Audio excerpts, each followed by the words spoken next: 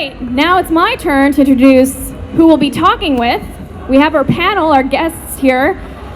Quite a few known names, so I'll start with my favorite, Ashly Burch. But you guys are all my favorites. And we have Mark Perry. Where are you at? He's a Gearbox producer, worked on the sound for the games. And Dameon Clarke, voice of Handsome Jack, is here.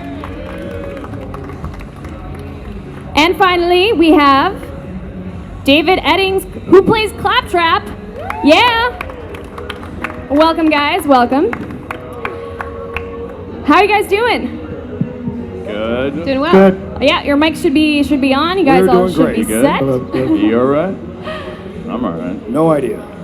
All right, so why don't we go through the panel and you guys could just introduce yourselves as like what you've been doing, maybe some new projects you guys want to talk about. Ashly Burch, why don't we start with you? Hi, I'm Ashly. I play Tiny Tina in Borderlands, and I was recently in an episode of Adventure Time. Yeah! Awesome! Adventure Time! Being Puppy Cat. What other things can I say that I'm in? An indie game called Gravity Ghost. I should probably stop before I leak something that I'm not supposed to talk about. All right, go for it. Mark? My name is Mark Petty. Oh, Mark Petty, yeah. And I'm the audio director for Gearbox. Been working on the pre-sequel and other Gearbox titles. Very cool. Awesome. There's Dameon. got to be more than that. No, there's really You're not vacationing anywhere? You're nothing coming up? No. No? Today, You work too hard. Today was my vacation. Work too hard. My name is Dameon Clarke. I play Handsome Jack on Borderlands 2, I think? Borderlands 2? Yeah, I'm pretty sure that's And the the game. prequel, which is coming out. Currently, I'm on a show called Graceland on USA Network, and it's recurring on CSI. Thank you for all those people that watch Graceland. I did some work on Skylanders recently, so that's fun. Oh, wow, that's cool. Yeah, Nice. you Yeah, don't usually big get game. to do those wacky, crazy voices, so that was a lot of fun, and I'm oddly a fan of it. 4-year-old dude that's I a need to fan get your of autograph for my Skylanders. kids, if you don't mind, later on. Yeah, They would okay. love that. They would get a picture with you, too, if that's okay. Oh, God, that's That'd be man. fantastic. That's weird, David. Other than that, just pounding the pavement, and I got some stuff going on right now that I can't talk about. Otherwise, I'll get a dart in the neck. So my name is David Eddings. I'm vice president at Gearbox. That's my day job. At nighttime and on the weekends, I teach tax law to homeless children. And every now and then, I'll do some voiceover work in the studio. Still haven't been paid for it yet. I'm waiting for you to cut the check from earlier. We found out that you're the guy. You know what I like to do? I enjoy long walks on the beach while I'm reading poetry and riding a horse, playing the guitar. Lovely. Playing the guitar on the horse. That's really cool. Well, I'm trying to teach the horse, but he sucks at playing guitar. So. God damn. He's not Those bad on the horses. drums. Not bad on the drums, though. The worst Harlequin romance novel cover ever. David Eddings on a horse. All right, so of course, Ashly, we all know you as Tiny Tina. I'm going to ask this from all the voice actors, but I want to know how much of your personality goes into the character when you play her? I haven't murdered anyone yet. Watch yourselves. But a lot of Tiny Tina's humor I also share. So a lot of she's kind of just a concentrated dose of mine and my brother's sense of humor. So I have a lot of fun whenever I'm playing as her to just be extra goofy. What's your favorite thing about your voice and your character, Mark? My character? Yeah. Is that nobody hears me. Just to speak to that, one of the things we were talking about back there was the fact that the script as it's written really doesn't stay the script. Like once it gets in the studio, these guys, they kind of internalize the line and what's happening, and they kind of live the character through the line, and it always ends up being different. So there's a whole lot of them in the entire narrative, not just, hey, you're a voice actor, come in and read a line. There's a whole lot of them in it. Sounds like it's about to be dance break time, right? Yep. Again, what was the question? I got caught up That's in the okay. music, and it was so much to look at, and I was just like, oh, look, lights. Well, Dameon, What's my favorite thing to do? What? It's mostly about your character, Handsome Jack. Uh-huh. We want to know how much of your personality goes into that character. Oh, yeah, no, all of it. I'm a You're you're narcissistic Handsome serial Jack. killer, so it Oh, fits okay. perfectly. I think Perfect. that's why I was cast. Perfectly Actually. cast. On to you, David. You think you're the hero, right? That's what I love about Handsome But Jack, by the you're way. not. So, Yeah, no, I mean, just it's weird. When I meet people, like our friend Brittany Johnson, who plays Angel, and we met for the first time a little while ago, and she's like, "You pretty much just are that guy," and I'm like, "Thanks." I think, but yeah, a lot of it you just pepper it in to make it a little more natural. I think that's one of the things, one of the draws of Borderlands is how I think oddly how relatable it is, and why the humor works, because we do chuck parts of ourselves in there. Absolutely. Well, you know, Damon, I feel your pain, because the way I got Claptrap was typecasting. I've been at Gearbox for a long time, and when they needed an irritating character, slightly robot? endearing, with a real stiff personality, they came right to me and they said you'd be perfect for it. So we're So one of the awesome same, job. brother. One of the same. And you're little and yellow. Well, I did have jaundice for a while. My kidneys are better now. All right, so Mark, did you help in the casting process or getting these characters up to speed? Yeah, Yeah. Anthony and I Sorry both about worked together on the casting. Worked together on the casting. Okay. Yeah, and to be honest, I mean, Dameon, we just kind of found him. Like, he didn't submit auditions and all this. We had actually cast somebody else for Handsome Jack, and we heard him the next day after we had already recorded a bunch of lines, and we're like, that's the guy. You liked his You liked his personality enough that you. Yeah, he was. It was just an instant like, I know this guy can play this role. Yeah, he just instantly was Handsome Jack. So That's great. We got him off the character he was working on, gave him some Handsome Jack lines, and like the rest is history. So That's awesome. yeah, but Anthony and I worked pretty close together on that. Very cool. Now, are you guys ever in the booth at the same time when you're recording, or is it all solo? Like, how does the process, for people who aren't familiar with the voice acting process, like, is it usually just random lines? You guys go in for a short amount of time? Like, maybe you Well, can I can't elaborate a little speak bit on for that? everybody else, but when I go in the studio to do the Claptrap lines, what I do is I record everything, and then later on they hire a professional to re-record all the lines, and that's how you get Claptrap. So All right. that's just my process. Your process. Can't speak All for right. everybody else. With video games, it tends to be that you'll record by yourself. Yeah. Animation tends to record in groups, but video Yeah. games, just because there's so many different aspects to, especially if you're a quest giver, and they're like, if you're in a game where there are dialogue trees, there are just so many different possible outcomes that you Yeah. kind of have to be in the studio by yourself. Otherwise, it's going to be like a 70-hour session, and everyone's Right. going to kill themselves. Redoing every scene and every different variation of the Right. scene. And yeah. Right, so you'll be in the studio for like, I don't know, like 4 hours, and they save all of the screams and the like getting hit by acid and being on fire things for the end, which is gracious. Yeah, but it's a lot of fun. Yeah, Dameon, want to take it from there? Sorry. The process in being in the studio, do you work with So I keep forgetting know questions. sometimes I've actually I been... get caught up in people's answers too. I swear to God, I'm not making this up. And I just Maybe go, you have questions oh, of your that's own. nice. That was a good answer. What was going on? Damien and I have actually been recording our lines at the same time, although I don't know if you knew it or not, because I Oh. was over at Okratron while I think Sabbath was working with you and Habercorn here in California. We were Ah, technically in the yes. studio at the same time, Yes. Technically speaking. just different studios. Multitasking. But yeah, you could feel each other's energy, right? It's rare actually It's that you get a spiritual. bunch of actors in a room. I mean, for cartoons, prelay, and stuff like that, which is awesome because you can feed off one another. But in this case, yeah, you're pretty much locked in a room for 4 hours, and you gotta get through it, knuckle through it. Yeah. Now, Ashly, you talked a little bit about the different sounds when you're maybe getting shot in a game or something that doesn't come naturally, that you kind of have to formulate and create an idea for on your own. What's your process? Do you guys have any unique things that you do to like get the right sound or get the right sounding or whatever it is, you know? I feel like probably all voice actors are like this, but especially, at least for me, I have to be really physical whenever I'm doing anything. Okay. So There's footage of me, I know, somewhere recording a video game. Where? We all want to know. I know, it's not out yet, and it's gonna be awful when it is, because it's just me like doing, like just acting, like I just look like I'm having a seizure. But that's a lot of like, I don't know, just because you have to get, especially when you're doing a death scream or you're on fire, there's a lot, you have to put a lot of energy into that, so it's generally just like a physicality is what I do. So I like, if I'm doing like the fire noise, I'm like, If you're doing the motion, it'll just naturally. I'm like, oh no, there actually Yeah. is fire. I'm Yeah. like gripping at myself and stuff. Or if like you're supposed to fall, I'll like fall a little bit, and they'll be like, you can't do that because then we can't hear you. Yeah, And, then, you yeah. just have to do it again. There's definitely different tricks that I'll have the actors do sometimes. Yeah.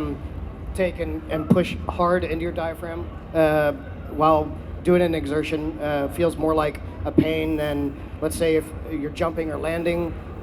You want that to feel less forceful. Sprinting and breathing is always really interesting to do. People don't naturally gravitate towards that one. They can do deaths and screams all day long, but getting somebody to sound like they're running in a natural hard. sense is hard. Yeah. So, it depends physical. on. Yeah, most of these guys have been doing it for a while though, so it's. That's So why a they lot of got those it. mocap games are they sound so great because you are doing it. Yeah. You have a mic and a camera strapped to your face. Bunch of beads stuck on and your you're, face. and you're booting around the place, and it's legit. You know, it's not. But and when we're in a booth, I don't really know how to fake running because it sounds The context is stupid. completely broken. It sounds dumb. Despite all your little diaphragm tricks you have, we just ignore you, and we throw ourselves around. No, I ignore you. Everybody else pays attention to you. No, but you're literally bouncing around in a padded cell. It's padded because of the sound treatment. It's ironic. Good thing it's padded. It's very ironic. We don't want injuries. Like, Yeah. David? David. You know, it's really weird.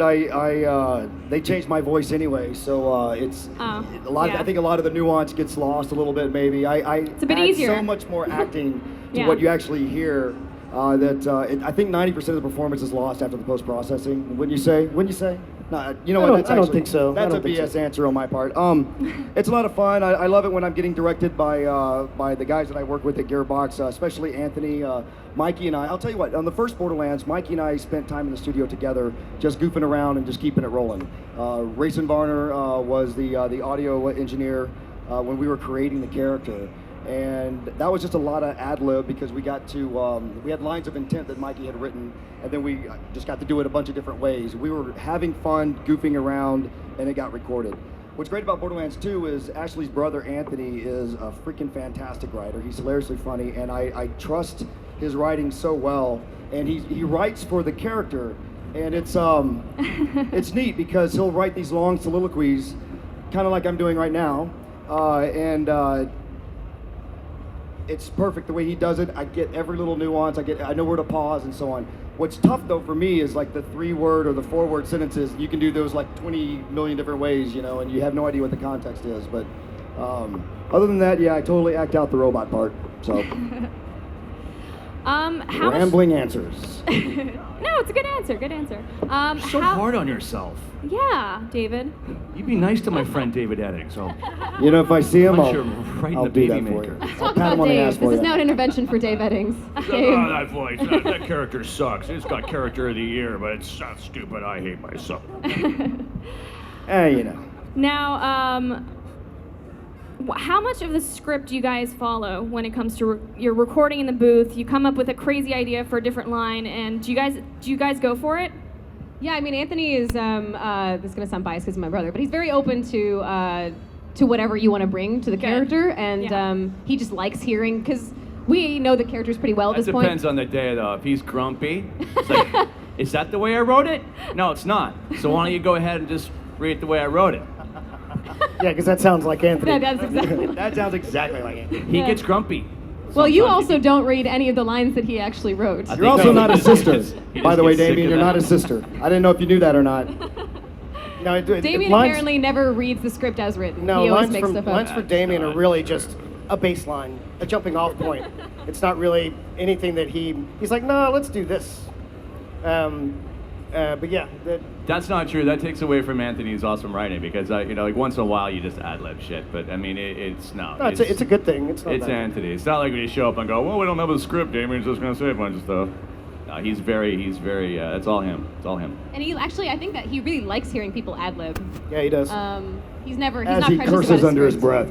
breath. Friggin'. No, I mean, you can't expect to form a character and have them stick by the script and not interject some of themselves into what's going on. I mean, otherwise, what you end up with is just a dude reading a piece of paper, and it's.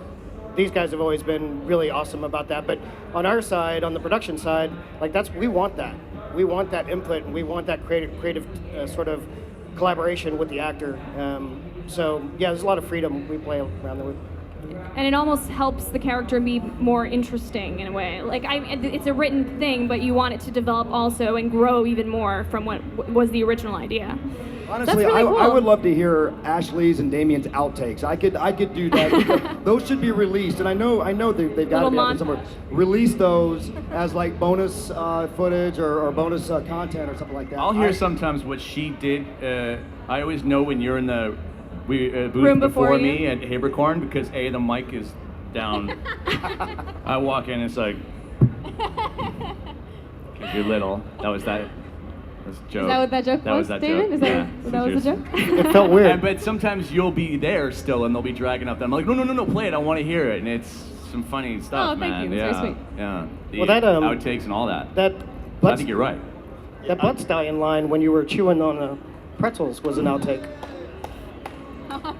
Butt stallion. Yeah, Yeah, that's I've actually, that's a big line that I think people really like that Dameon ad-libbed was the, these pretzels suck, right? Well, yeah, he came back off of like a 10-minute break, and It's all a blur. He walked into the booth, and he was chewing on pretzels, and he looked down at the script, and he's like, so, and then he read the line, and we were like, that's awesome.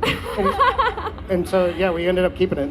That's perfect. Well, speaking of lines, what are some of your favorite storylines or lines in Borderlands 2? Starting with you, Ashly. Starting with me? Yeah. Or if you want time to think about it, I can go to some other guys. No, I like the ones when Anthony asked me to like sing a song. Sing a song. Yeah. So I'll do it in voice. Hold on a second. Oh, prepare, guys. Because I gotta. Get out of my shop or I'll punch your butt. That's how Tiny Tina roll. My favorite. Amazing. That was so great. Woo! I actually think my love favorite that line voice. was the butt pretzel stallion line. Was the pretzel one? Yeah. Yeah. Perfect combination of situations. One of my favorite lines in the game was actually yours, and it was, the point is, you're a bitch. I think it's like a long paragraph, and it's like, but the point is, you're a bitch. We were recording. You do it better than I do, though. You do it. We were recording that stuff, and I'm like, there's no freaking way this is making it in. I don't even know what we're doing with our time here. There's no way. And it did. It made it into the scooping a guy's eyes out with a spoon, and his kids are like, You should see the look on his face.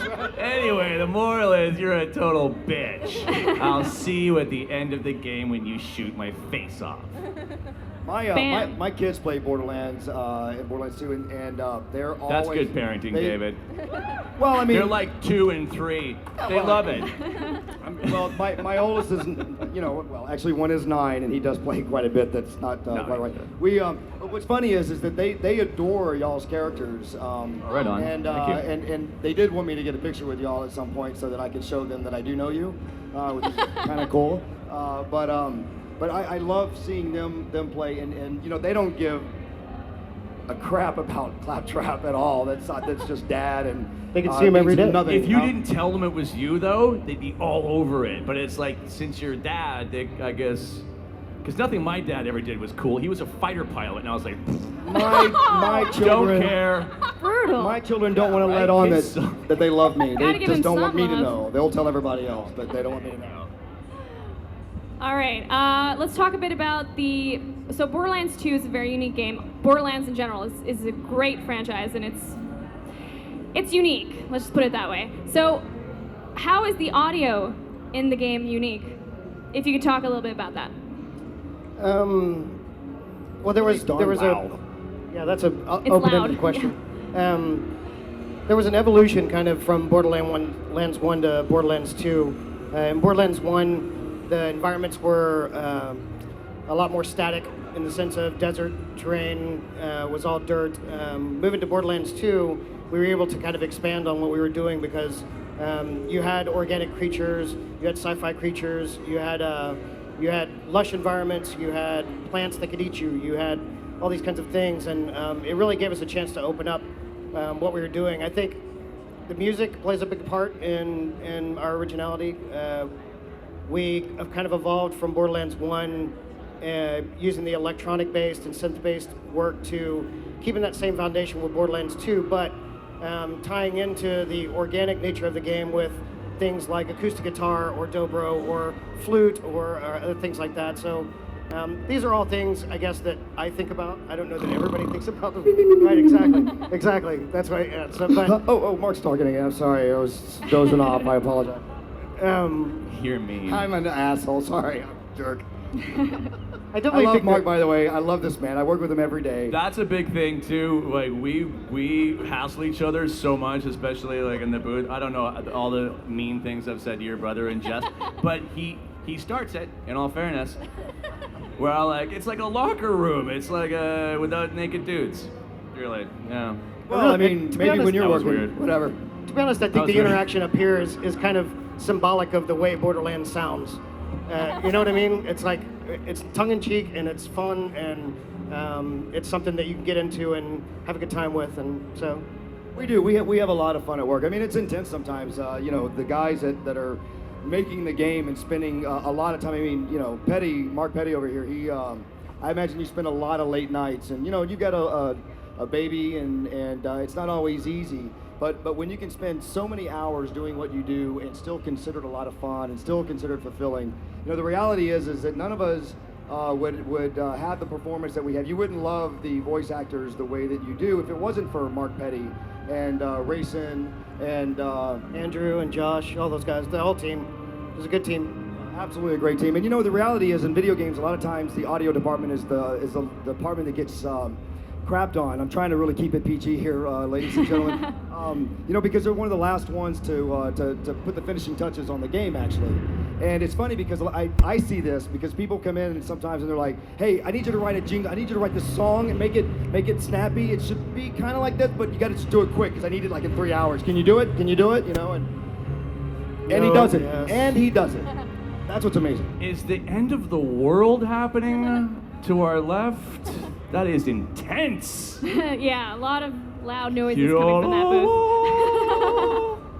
You just see me like this, and you're. So there's a lot of characters in Borderlands, almost upwards of 200. Do you ever run out of people to cast for that, or coming like because you want individual actors for each character, right? Well, there's a priority scheme there. The narrative stuff, of course, you want original actors or different actors for every character.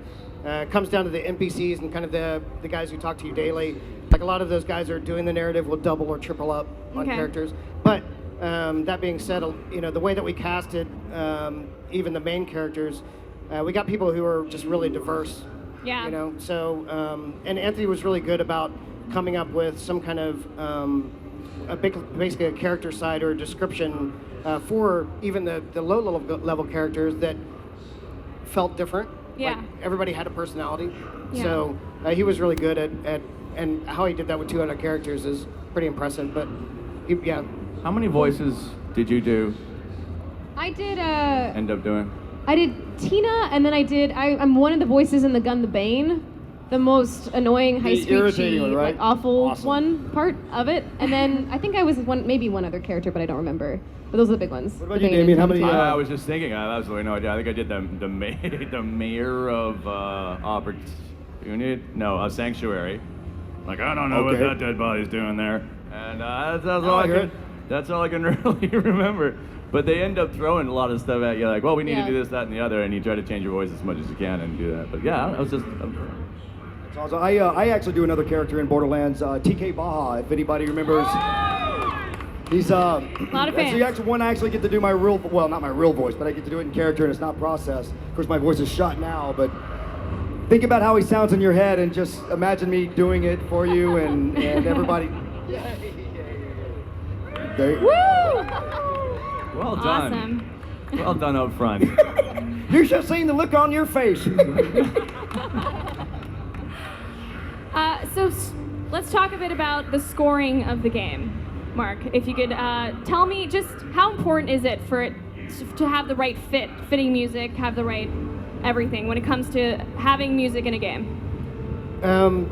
It's very important. I think a great example is Sanctuary.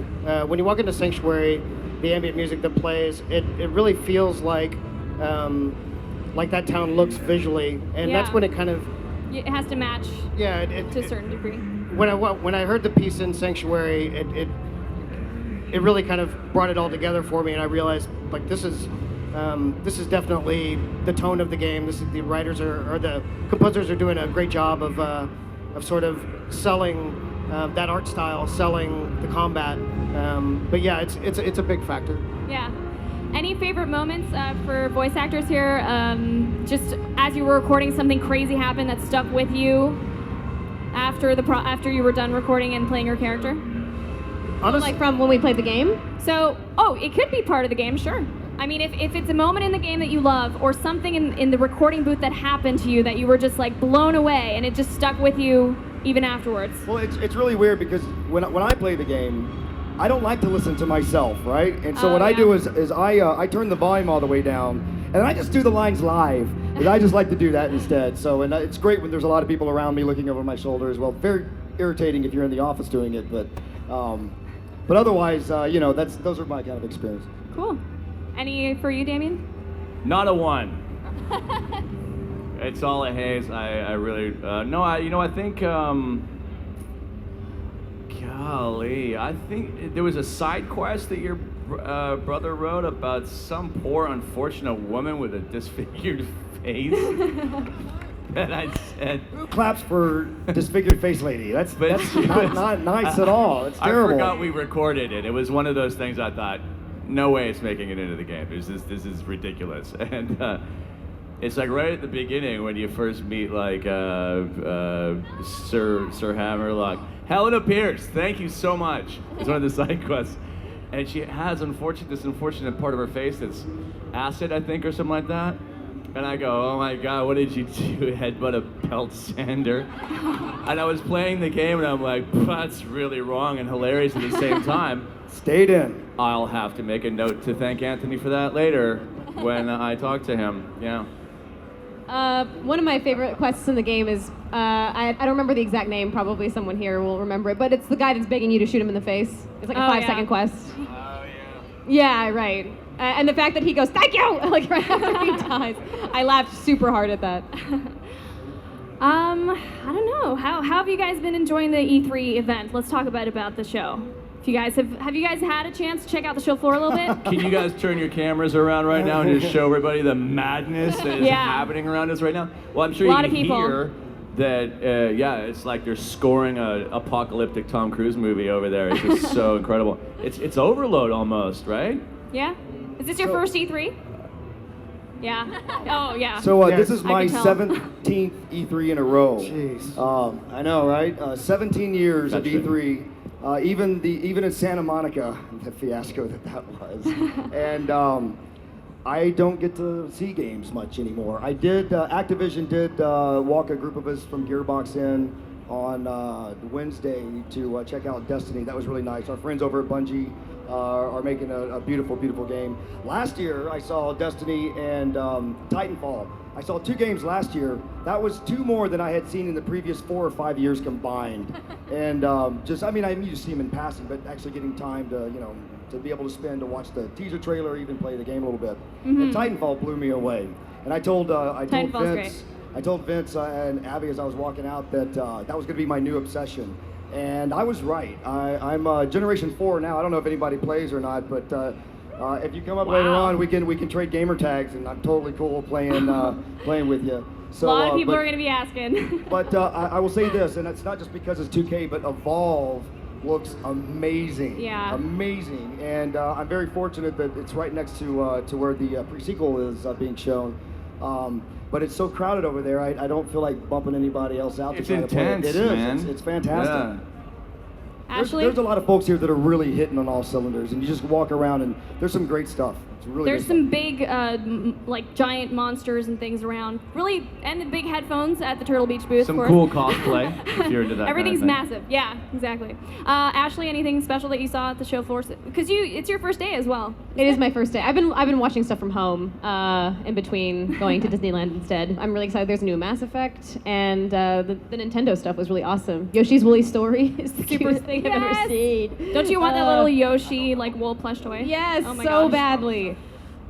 So let's talk a little bit about the fan reaction that you guys have experienced. What's been the most amazing thing about it?